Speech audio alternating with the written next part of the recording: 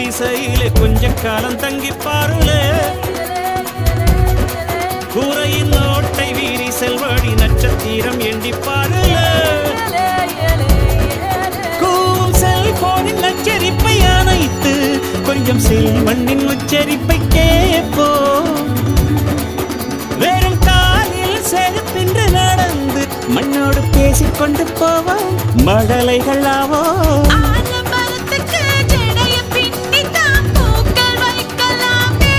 உரோரம் ஐயனாரிடம் கத்தி வாங்கித்தான் பென்சில் சீவலாமே